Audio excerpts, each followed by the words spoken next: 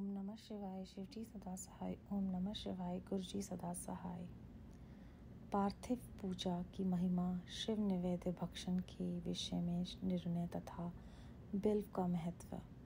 तदनंतर ऋषियों के पूजने के लिए कितने पार्थिव लिंगों की पूजा करनी चाहिए, इस विषय का वर्णन करके सूत जी बोले, महर्षियों, पार्थिव लिंग की पूजा कोटि कोटि यज्ञों का फल देने वाली है। कलयुग में लोगों के लिए शिवलिंग पूजन जैसा श्रेष्ठ दिखाई देता है, वैसा दूसरा कोई साधन नहीं है। ये समस्त शास्त्रों का निश्चित सिद्धांत है। शिवलिंग भोग और मोक्ष देने वाला है। लिंग 3 प्रकार के कहे गए हैं, उत्तम, मध्यम और अधम। जो 4 उंगल ऊंचा और दिखने में सुंदर हो तथा वेदी से युक्त हो, उस शिवलिंग को शास्त्रज्ञ महर्षियों ने उत्तम कहा है। उससे आधा मध्यम और उससे आधा अधम माना गया है। इस तरह 3 प्रकार के शिवलिंग कहे गए हैं, जो उत्तरोत्तर श्रेष्ठ हैं। ब्राह्मण, क्षत्रिय, वैश्य, शूद्र अथवा विलोम संकर कोई भी क्यों न हो, वे अपने अधिकार के अनुसार वैदिक अथवा तांत्रिक मंत्र से सदा आदरपूर्वक शिव की पूजा करे। ब्राह्मणों, महर्षियों, अधिक कहने से क्या लाभ। शिवलिंग का पूजन करने में स्त्रियों का तथा अन्य सब लोगों का भी अधिकार है। द्विजों के लिए वैदिक पद्धति से ही शिवलिंग की पूजा करना श्रेष्ठ है, परंतु अन्य लोगों के लिए वैदिक मार्ग से पूजा करने की सम्मति नहीं है। वैदिज्ञ द्विजों को वैदिक मार्ग से ही पूजन करना चाहिए, अन्य मार्ग से नहीं। ये भगवान शिव का कथन है। दीदीची और गौतम आदि के शाप से जिनका चित्त दग्ध हो गया है, उन द्विजों की वैदिक कर्म में श्रद्धा नहीं होती। जो मनुष्य वेदों तथा स्मृतियों में कहे हुए सत्कर्मों की अवहेलना करके दूसरे कर्मों को करने लगता है, उसका मनोरथ कभी सफल नहीं होता। इस प्रकार विधि पूर्वक भगवान शंकर का निवेद्यान्त पूजन करके उनकी त्रिभुवन में 8 मूर्तियों का भी वही पूजन करे। पृथ्वी, जल, अग्नि, वायु, आकाश, सूर्य, चंद्रमा तथा यजमान, ये भगवान शंकर की 8 मूर्तियां कही गई हैं। इन मूर्तियों के साथ साथ शर्व, भव, रुद्र, उग्र, भीम, ईश्वर, महादेव तथा पशुपति, इन नामों की भी अर्चना करें। तदनंतर चंदन, अक्षत और बिल्व पत्र लेकर वहाँ ईशान आदि के क्रम से भगवान शंकर के परिवार का उत्तम भक्तिभाव से पूजन करें। ईशान, नंदी, चंड, महाकाल, भृगि, वृष, स्कंद, कपद्रीश्वर, सोम तथा शुक्र, ये 10 शिव के परिवार हैं, जो क्रमशः ईशान आदि 10 दिशाओं में पूजनीय हैं। तत्पश्चात भगवान शिव के समक्ष वीरभद्र का और पीछे कीर्तिमुख का पूजन करके विधि पूर्वक 11 रुद्रों की पूजा करें। इसके बाद पंचाक्षर मंत्र का जप करके शतरुद्रीय स्तोत्र का, नाना प्रकार की स्तुतियों का तथा शिव पंचांग का पाठ करें। तत्पश्चात परिक्रमा और नमस्कार करके शिवलिंग का विसर्जन करें। इस प्रकार मैंने शिव पूजन की समर्पण विधि का आदर पूर्वक वर्णन किया। रात्रि में देव कार्य को सदा उत्तराभिमुख होकर ही करना चाहिए। इसी प्रकार शिव पूजन भी पवित्र भाव से सदा उत्तराभिमुख होकर ही करना उचित है। जहाँ शिवलिंग स्थापित हो, उससे पूर्व दिशा का आश्रय लेकर नहीं बैठना या खड़ा होना चाहिए, क्योंकि वह दिशा भगवान शिव के आगे या सामने पड़ती है। इष्ट देव का सामना रोकना ठीक नहीं। शिवलिंग से उत्तर दिशा में भी न बैठें, क्योंकि उधर भगवान शंकर का वामांग है, जिसमें शतरूपा देवी उमा विराजमान है।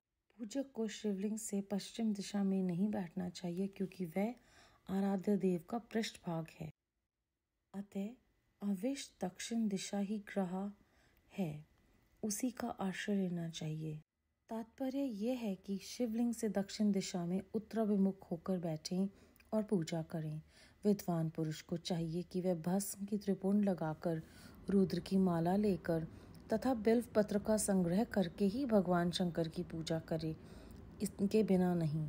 मुनिवरों, शिव पूजन आरंभ करते समय यदि भस्म ना मिले तो मिट्टी से भी ललाट में त्रिपुंड अवश्य कर लेना चाहिए। ऋषि बोले, मुनि, हमने पहले से ये बात सुन रखी है कि भगवान शिव का नैवेद्य नहीं ग्रहण करना चाहिए। इस विषय में शास्त्र का निर्णय क्या है, ये बताइए।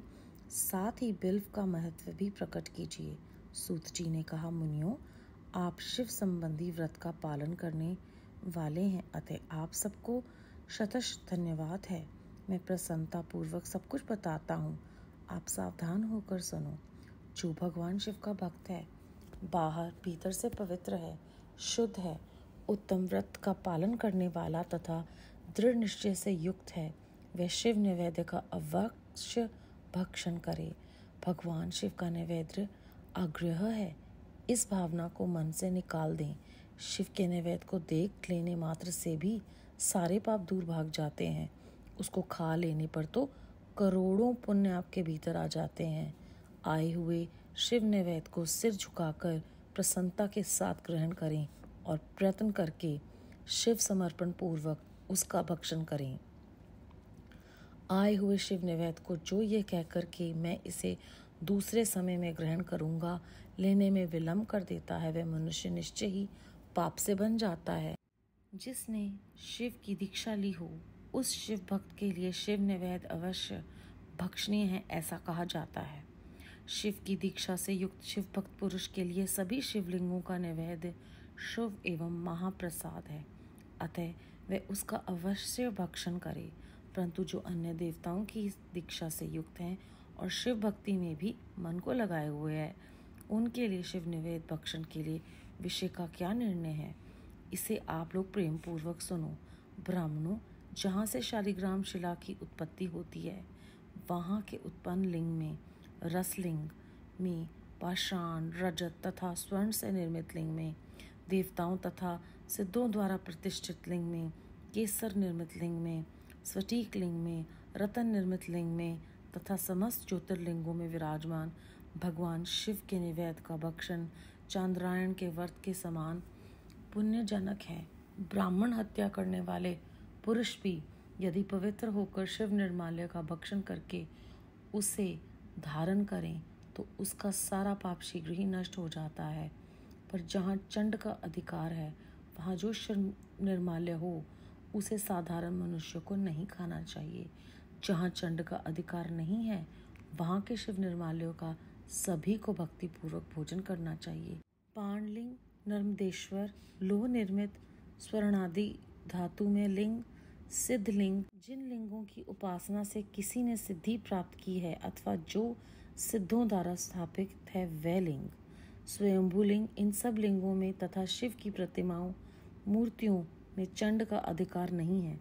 जो मनुष्य शिवलिंग को विधि पूर्वक स्नान कराकर उस स्नान के जल का 3 बार आचमन करता है, उसके कायिक, वाचिक और मानसिक तीनों प्रकार के पाप यहाँ शीघ्र नष्ट हो जाते हैं। जो शिव निवेद, पत्र, पुष्प, फल और जल आग्रह हैं, ये सबकी भी शालग्राम शिला के स्पर्श से पवित्र ग्रहण के योग्य हो जाता है। शिवलिंग के ऊपर चढ़ा हुआ जो द्रव्य है वह अग्रह है।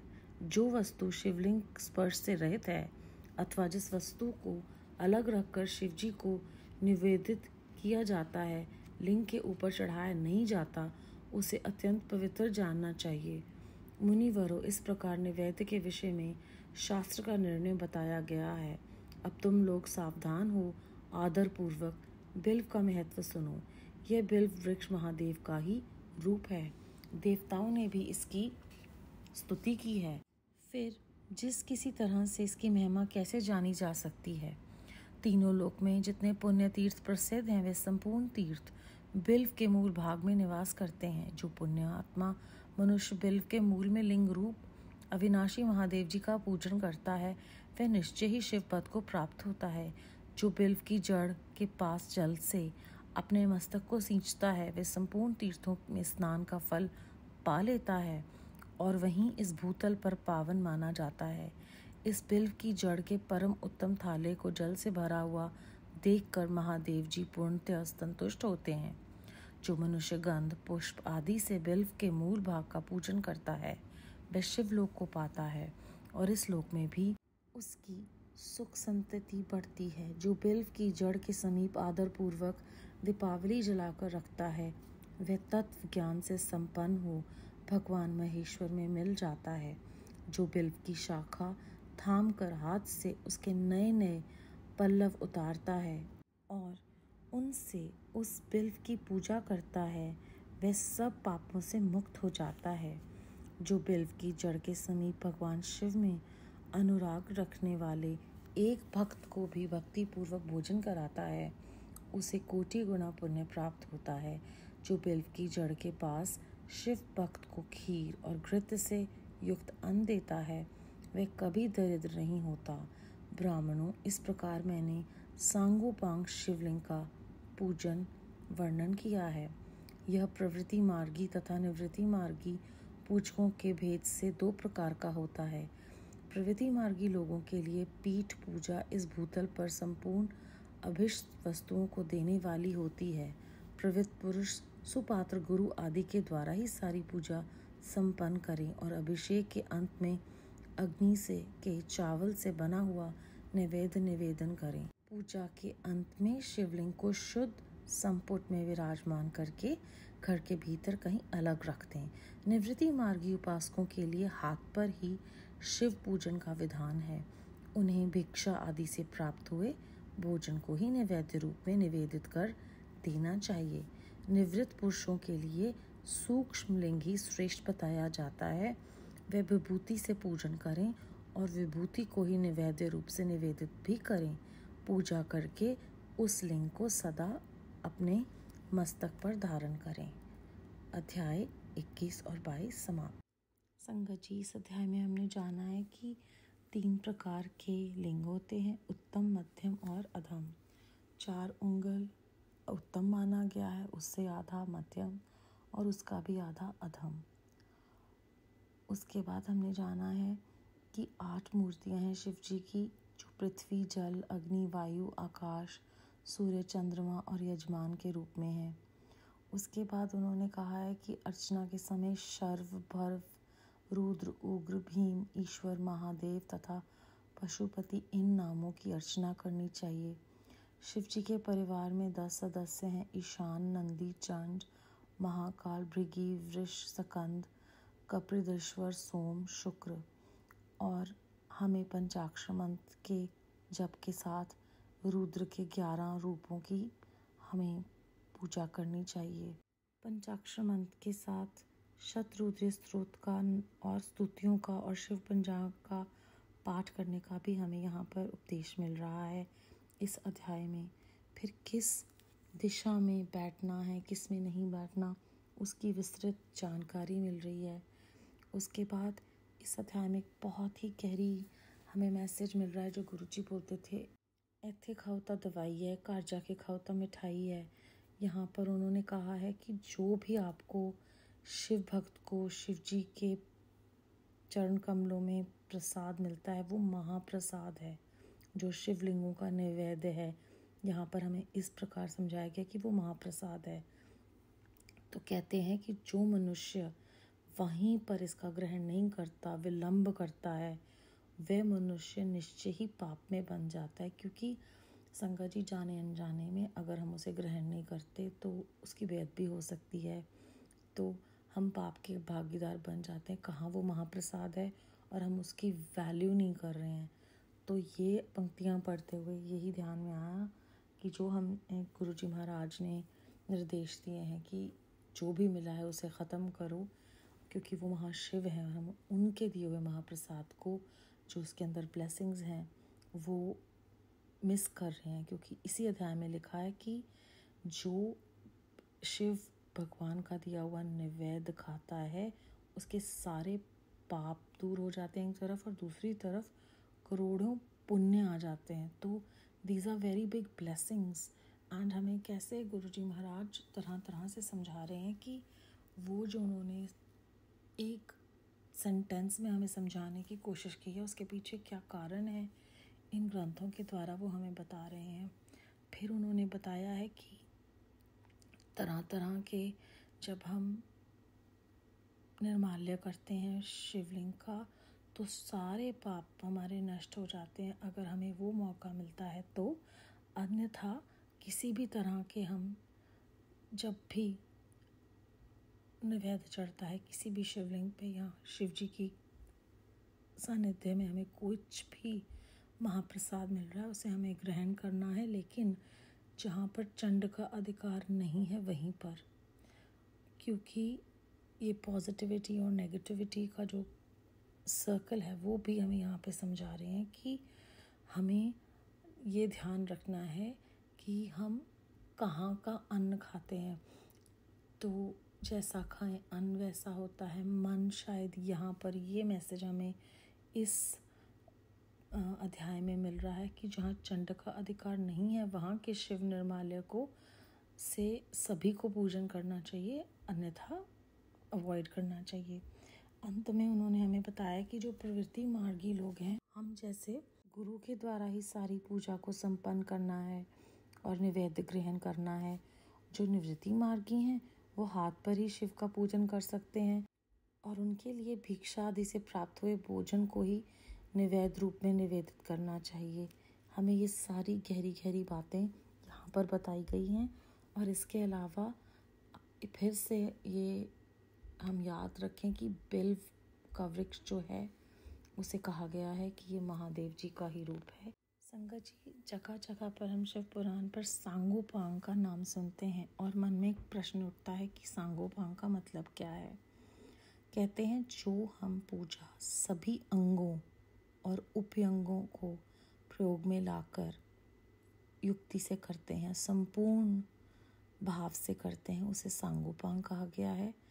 दूसरी कुछ विद्वानों का ये मानना है जो हम पूरी तरह से ठीक तरह से सभी मर्यादाओं को मन में रखकर उनको हम जब उनका अनुसरण करते हैं उसे सांगोपांग कहा गया है।